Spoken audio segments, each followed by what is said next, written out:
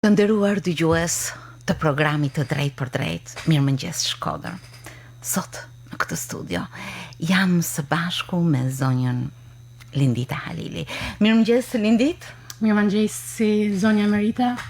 Faleminderit për ftesën. Më vjen shumë mirë që je sot në këtë mëngjes shkodran, sepse të jesh një mësuese, e aq më tepër mësuese letërsie, është një obligim, një detyrim, një komunikim i përditshëm. Po të jesh dhe studiuese. Përgjegjësia shtohet, ndërkohë që si krijuese letrare, poete, komunikon me disa ndjesi krejt të veçanta që bën që të trokas fort tek shpirti i njerëzve dhe të përçosh mesazhet e shpirtit të një gruaje. Janë të gjithë këto obligime, detyrime, nxitje tuaja që pulsojnë tek ti, apo jo? Po, patjetër. Është e vërtet, profesioni im është mësuese. Jam diplomuar në degën gjuhë letërsi. Dhe kjo nuk ishte rastësi, sepse kisha pasione që një dalloja të vetja ime, që në voglin time. Dhe sigurisht, në rast se do t'i bëja një analizë vetes, do shikoja që vetë fjalë është diçka që më karakterizon në të gjitha shfaqjet e saj, që fjala lexuar, sepse jam një lexuese e vazhdueshme e librit, betem dhe besoj do jem e tillë, dhe me fjalën e shkruar sigurisht kam një lidhje pasionit, që ka filluar që në kohë të hershme, që në fëmijërinë time, dhe sot kam guxuar të dalë përpara lexuesit me 2 libra të mi. Po gjithashtu edhe fjala e lexuar, sigurisht që ka një vlerë për mua, sepse edhe profesioni im ka të bëjë me këtë fjalën e lexuar. E para është fjala, thuhet në një nga librat e shenjtë, apo jo? Prandaj të komunikosh me fjalën, me ndjesitë e saj, është diçka shumë e bukur. Por komunikimi i parë i yti çdo mëngjes është përpara nxënësve, aty në shkollën e mesme artistike Preng Jakova, ku ju jepni lëndën e letërsisë. Si është komunikim? Kjo sfidë e përditshme e jotja për të depërtuar nëpërmjet fjalës tek nxënësit tuaj. Profesioni i mësuesit ka të bëjë me ndihmën që jep nxënësit për të mësuar.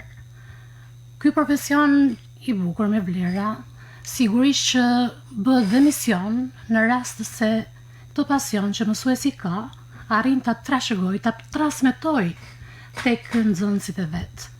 Dhe në këtë rast edhe unë gjej veten të përfshirë, pasi si duket profesioni im dhe pasioni im shkojnë në mënyrë harmonike me njëra tjetrën dhe sigurisht që e gjej veten mirë të realizuar. Në fakt, lënda juaj ju më kote përmenda komunikon shumë me artin. Si shihni këtë mundësi të përfshirjes së nxënësve, jo vetëm tek lënda, por tek arti që komunikon nëpërmjet fjalës, nëpërmjet tingujve, nëpërmjet ngjyrave. Gjithsesi, letërsia është ndihmëse e zbërthimit të mjaft ideve që kompozitorët, piktorët, njerëzit e artit shquhen për këtë, apo jo? Po. Faktikisht profilin tim si mësuese unë e kam ndërtuar pothuaj në shkollën artistike. Dhe kam qenë me fat për një gjë tillë.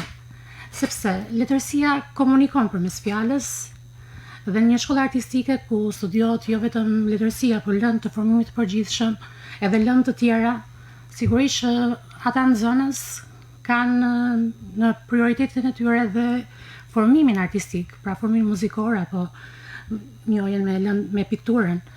Sigurisht që letërsia, muzika dhe piktura, të gjitha këto si fusha të artit të bukur, komunikojnë, kanë marrëdhënie shumë të mira me njëra tjetrën, sepse çfarë i bashkon ata? Sigurisht që i bashkon funksioni estetik, që është të trumpetojnë të bukurën artistike. Dhe lënda ime për të dhënë në atë shkollë, sigurisht që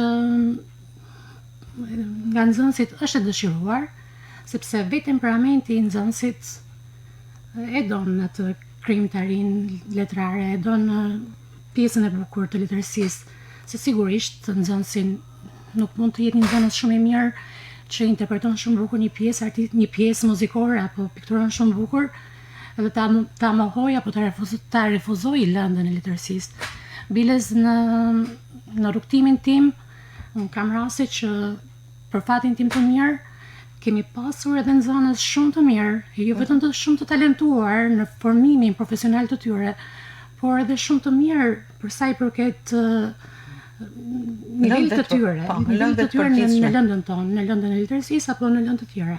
Sepse një artist në fund fundit që pretendon të bëhet ky nxënës, duhet të jetë i kompletuar pothuajse me gjithçka.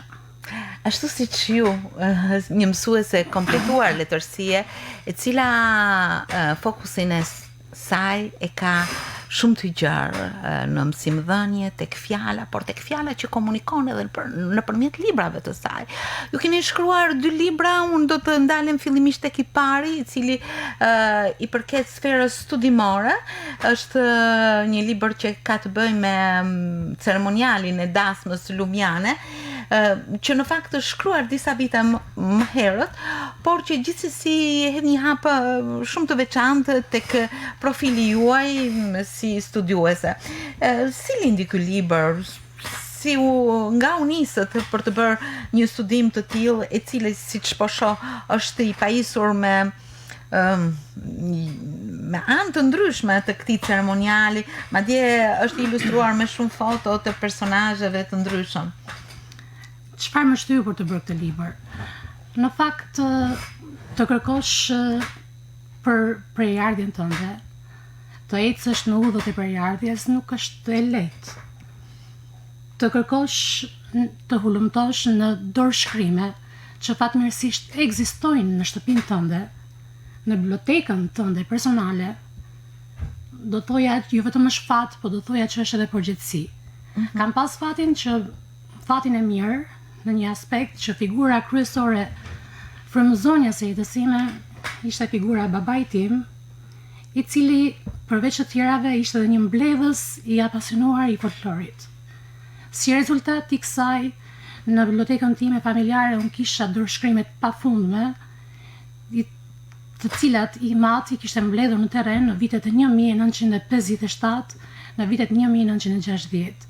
Dhe duke parë atë punë kolosale të tij, atëherë unë ndjeja për obligim moral, intelektual, që ishte më e pakta që mund të bëja, të rishikoja ato dorëshkrime dhe mbi bazën e atyre dorëshkrimeve unë të bëja këtë studimin tim monografik që quhet Ceremoniali i dasmës lumiane.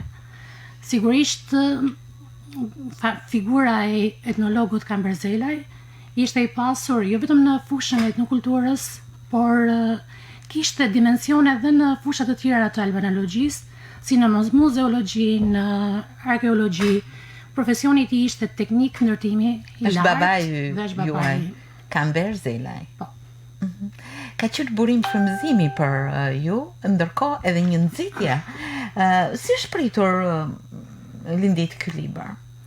Ky libër pati një hon të mirë, sepse në këtë libër gjëja më e mirë që ka ky libër është se është i ndërtuar mbi dorëshkrime, që janë materiale autentike. Jam munduar të shkund nga plurat e harresës dokumenta me shumë vlerë, sepse me të vërtet populli mban në gjirin e tij festare për sa i përket kulturës popullore, që kanë të bëjnë me fjalë të urta, që kanë të bëjnë me këngë të dasmës. Edhe unë me që edhe mësues letërsie do flas çik edhe ndryshim në profesionin tim. Në këtë libër ka shumë tekste këngësh të dasmës, të cilat përsëri janë dorëshkrim dhe janë të mbledhura nga mbledhësi i folklorit Kamberzelaj, dhe do të përmendja në ca vargje se si e përshkruan populli për shembull bukurinë e nusës, sepse sigurisht dasma quhej dasma e fisit, sepse fisi kishte për detyrë obligim, duke kushtuar një rëndësi të madhe krijimit të familjes së re, dhe të ndihmonte në bërjen e dasmës, jo vetëm nga ndihma materiale apo nga ndihma organizative, por dhe nga ndihma shpirtërore. Jepte pothuajse shumë çka në mënyrë që e dasëm ajo ditë të bëhej të shkëlqente në kur ishte momenti. Ja për shembull, po përmend ca vargje. Ti ja more dritën hanës, sa bukur. Bukurin ja more zanës. Ti ja more dritën diellit të bardhë e borës të Arbainit. Bukuria e nuses është maramëndse, sa që konceptimi i hershëm i popullit e lidh këtë bukuri me qenie mitologjike që janë zanat, duke e personifikuar si bukurinë më sublime. Populli jo vetëm vlerëson të bukurën, ana jashtme të nuses, por sigurisht këtë gjë e trajton dhe në mënyrë dhe me bukurinë e brendshme që duhet të jetë në harmoni të plotë, në mënyrë që kjo bukuri të jetë dhe e dobishme e bukur dhe e dobishme dhe e mirë. Sa bukur, ndërkohë që do të pyesja, është një libër studimor i parë yt, sa frymëzues është bërë që ti të vazhdoje në rrugën e krijimtarisë apo të studimit? Sigurisht, studimi monografik është një qasje pak tjetër nga qasja që kam ndaj librit të dytë, që është libri Kthehem tek ju, dhe që është një libër me poezi. Interesante, unë këtu do të desha të ndalem më shumë, sepse stacioni i poezisë, i depërtimit nëpërmjet vargjeve në ndjenjat njerëzore, është siç duket një stacion shumë i pëlqyer për ju. Madje ju duket sikur këtu gjeni atë habitatin tuaj dhe më këmbeni çdo moment madje të jetës duke komunikuar me vargjet tuaja. Më bën përshtypje titulli Kthehem tek ju. Është një libër, do thosha, një botim dinjitoz me një kopertinë që tregon shumë çka, por më shumë do të na zbërtheni ju. Po. Sigurisht që poezia është parapëlqimi im. Nuk e kisha menduar që do bëja një libër, do ta botoja librin. Ky libër është botuar në vitin 2017 dhe faktikisht poezitë e këtij libri datojnë herët, janë që në vitin 2004. Përse? Apo jo? Po, përse? Kthehem tek ju. Dhe Kthehem tek ju, sidomos që është edhe titulli i gjithë librit, unë e kam shprehur edhe përmes kësaj poezie përse jam kthyer tek vargjet e mia. Ta interpretoj? Po, natyrisht është me shumë kënaqësi. Gjatë rrjedhës së kohës, ëndrat në vargje i thura, ëndrat që stresin, shndrisin, koha nuk e ndryshon shpirtin, ndjenjat si lumej vërshojnë, vargjet morën dritë, do të s'më ngacmojnë gjërat që s'kan shpirt, vitet, ditët, qastet, i mblodha në një qast, malli m'ka marrë mu, o vargje që kam shkru, kthehem tek ju. Është shumë bukur. Pra është që në fillimet të librit e keni dhënë mesazhin. Mesazhin e një afrimi, të një qasje, por edhe një tërheqje ndaj gjërave që ju bëjnë më shumë. Poezia e mallit është një poezi që pothuajse të gjithë poetët i ngacmon. Rikthimi. Dhe mundësisht ideja për të rilindur, pasi njeriu ka momente në jetën e tij. Poezia, ndër të parat poezi të këtij libri nuk është rastësi, ka të bëjë me largimin një personi shumë të dashur të familjes nga jeta.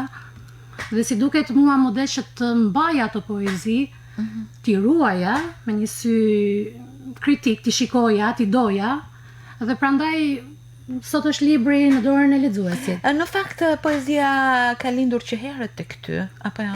Është e vërtet. Gjithmonë nxënëse e shkollet kam shkruar, jam vlerësuar për çfarë kam shkruar, sepse dikur ekzistonin dhe konkurse të caktuara në rangje shkollash, brenda shkollës, dhe edhe jam vlerësuar, edhe ishte diçka e lindur me mua, mbas është diçka genetike, se mbas edhe njerëzit e familjes kanë lidhje me letërsinë. Po prandaj desha të pyes, sepse ka përshëndjes.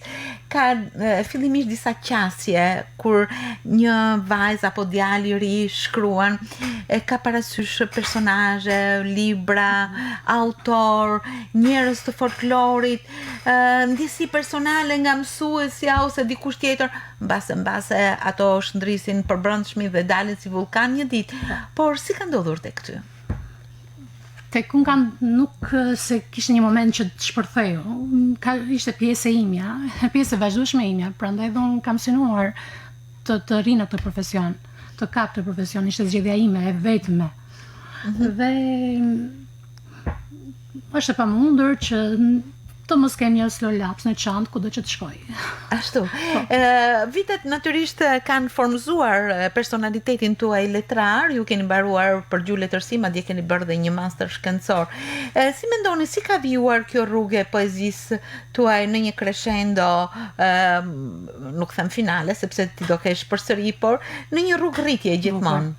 Në qoftë se fillimisht kam shkruar për qëllimet e mia personale, më ka ardhur për të shkruar, kam qenë e frymëzuar, kam shkruar, duke qenë edhe pjesë e shkollës artistike si mësuese.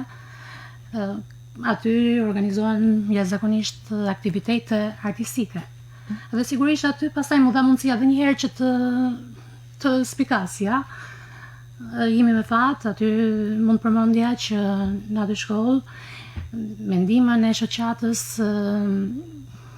kulturore Mark Kaftallit dhe drejtorit organizativ të saj, që është drejtori i shkollës tonë, të cilën unë e përshëndes, Anton Kaftalli, janë organizuar edhe festivale, janë organizuar 2 festivale në qytetin e Shkodrës, që besoj janë arritje, kanë sjellë punime shumë të bukura artistike dhe muzikore. Është organizuar festivali këngës, festivali lokal i këngës për fëmijë, Akullore Fest. Unë kam debutuar pothuajse në të gjitha festivalet. Si autore tekstesh? Si autore tekstesh, sigurisht. Po ashtu dhe festivali i këngës për të rinj, Pranvera Fest. Dhe çfarë është e rëndësishme është që Lindita në bashkëpunim me kompozitorët dhe këngëtarin që ka interpretuar këngën, është fituese e disa çmimeve të para. Faleminderit. Mund të na tregoni si është ky bashkëpunim me kompozitorët,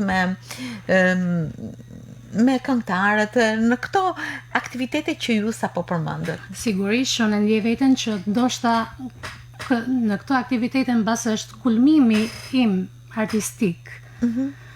Bashkëpunimi, kam pas fatin të punoj me kompozitorë të apërmuar, profesionist, dhe sigurisht që 2 gjëra të bukura bashkohen krijojnë një të bukur, që është ai kënga që del në fund. Bashkëpunimi është një eksperiencë që më ka imponuar që duhet të jesh, poezia nuk është më vetëm e jotja, por bëhet pjesë gjithëpërfshirëse. Është interesante se ke shkruar për fëmijë. Për shembull, O Pinocchio Chamarok, një këngë që ka fituar çmimin e parë në Akullore. Si ishte ky bashkëpunim i parë apo ndër të parët? Aty ishte pjesëmarrja ime e parë në fakt, si tekst shkruese tek festivali Akullore Fest, festivali 2. Kur kam dëgjuar këngë, sepse ndërzova thjesht materialin letrar me kompozitorin Oleg Gjerga, dhe ishte një moment që po dëgjoja në provën gjenerale këngën dhe dëgjoj vargjet e mia me një muzikë, super muzikë. Edhe mendova që vargjet e mia kishin marrë jetë dhe ishin bërë akoma më të bukura. Dhe këtë gjë të dhuron muzika, sepse muzika është ilaçi i shpirtit. Të merr tekstin, e bën pronë të vetë, dhe më pas e bën adhurusja e parë, dhe gjithmonë adhuruese atij produkti që del. Ndërkohë, ky bashkëpunim i parë të dha mundësinë që më pas të vijë të tjerë bashkëpunime me Anton Kaftallin në një tjetër festival, në festivalin Rinor, por edhe në festivalin Lulebor. Pra janë gjithë këto aktivitete që tashmë po bëhen një ecuri e jotja. Si ka shkuar ky bashkëpunim? Mund të na tregoni me kompozitorë të tjerë tashmë? Po. Po, duke qenë pjesë e stafit, ato kompozitorë, të cilët i përshëndes të gjithë me radhë, që janë të shumë të numër, kam bashkëpunuar me shumë kompozitorë, kisha edhe kolegë punë.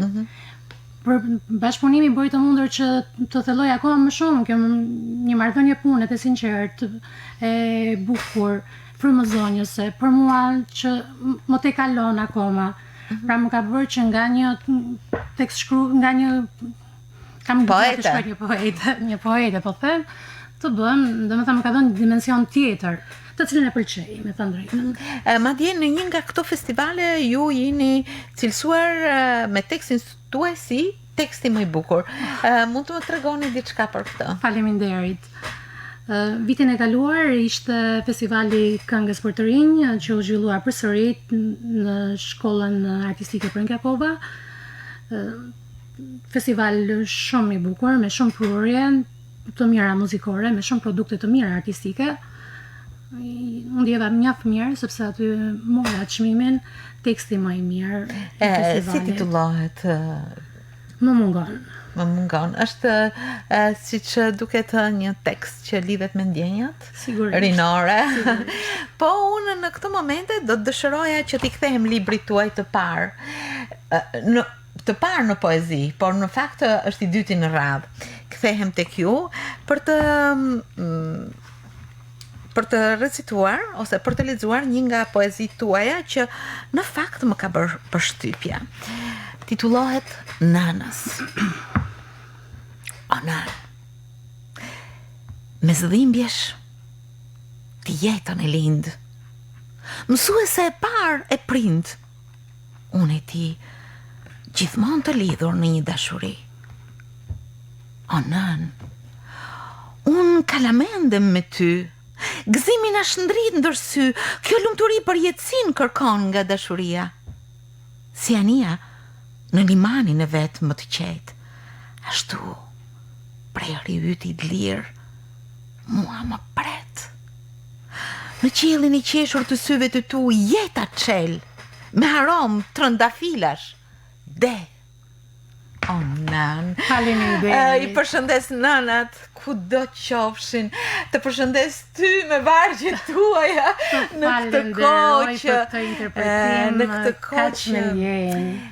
këtë kohë që gjithmonë për nënat shkruhet me ndjenjë, por poezitë tuaja janë të gjitha kështu, sepse përshkruhen nga kjo ndjesi shpirtërore, nga ato nuanca të buta të shpirtit që herë presin me një pritje, herë ndjehen më të sigurta, herë kalojnë mes njerëzve në hapat e zhegut në ditë, herë të tjera krahapur presin djalin tënd dhe çdo fëmijë. Janë të gjitha këto ndjesi që ti si grua, si mësuese, si poete, si nën i derdh në këto vargje. Siç duket, ajo që përshkon të gjithën nuk është një thjesht një kthes në poezitë tuaja, një kthim më saktë, por ajo që mvesh të gjithë këtë veprimtari tuaj është dashuria. Dashuria për punën, për fjalën, për vargjet, por nëpërmjet tyre për njerëzit tuaj të dashur, apo jo, Lindit? Falenderoj për gjithçka që duke qenë nën edhe mësuese, janë dy ndjesi që më duket mua shkojnë paralel, shumë paralel. Asnjëherë nuk e përjashtoj njëra tjetrën, përkundrazi e ushqen, je nëna i një djali të suksesshëm siç është Grenit Halili, dhe që siç duket po ecën në hapat e interpretimit, përveç se interesave të tij si maturant. Do të na shpjegosh pak saktë ndjesitë tënde që derdhet në të gjithë këto veprimtari tuaja që ke. E përshëndes Granitin, djalin tim aty ku është. Dhe sigurisht unë kam hapur librin tek një poezi, sepse libri i poezive komunikon më bukur përmes vargjeve. Po patjetër. Dhe unë thash kam shkruar në vitin 2004, atëherë Granit ishte 3 vjeç dhe më ka frymëzuar për të shkruar këto vargje. Angel, i lodhur ndihesh e ti, dhe erdhe mu fute në gji. Me krahët e mi të shtrëngova, Në lumni u harova, për të ninulla këndova. O Angel, o biri im, je i denjë veç për gzim, dhe këtë botë që s'ka kthim, mbushe tër blerim. Besove veten, tekun krejt, si besimtari në krijuesin e vet. Në këtë botë, veç ti je mbret, dhe ngrihen dallgët për mbi det. O, sa ndjenja, sa një blatim i bukur i krave të nënës që rok një fëmijë, dhe unë do të thosha që kjo ndjesi përshkon të gjitha nënat. Më ka përfshirë gjitha, edhe mua si nën. Dhe si ndjem sot njëherë, që Graniti faktikisht duket që dhe të ka i spikat ndjesia artistike. Në këtë fundjavë që kaloi isha spektatorja e performancës së tij artistike, sepse ishte përzgjedhur tek një pjesë e teatrit të kukullave, ku ai së bashku me trupën e teatrit, Migjeni është edhe një aktor, interpreton një personazh. Pra unë që i kisha treguar gjatë gjithë jetës time përralla, gjatë gjithë jetës derisa i pranoi që ta pranonte përrallën. Tani unë ndjeva sikur u kthye ajo kohë pas. Dhe po ta tregon ai që një përrallë. Dhe kjo është një, unë e quaj inversion, domethënë. Ajo e bukura që e jep dhe që kam përshtypjen të kthehet. Kështu e ndjeva veten unë, sikur ishte diçka që më kthye pas, e bukur artistike që arrin të shumë fishohet, të shpërndahet. Dhe s'ka se si të mos mendohet të ndryshe komunikimi me artin, me fjalën. Aty ku ne stacionuam pikë së pari sot, e përgjatë gjithë minutave tona rrugtuam me të. Lindit, të falenderoj shumë që ishe sot në studio. Edhe të uroj që librat tuaj, poezit, krijimet, deputimet me kompozitor në krijimin e këngëve të vazhdojnë ende, dhe unë të jem spektatorja jote ashtu si të tjerë për të duar trokitur krijimet tuaja. Shumë faleminderit. Faleminderit shumë ty dhe të uroj shëndet, jetë e mbarësi. Shumë faleminderit edhe një herë tjetër. Faleminderit ty.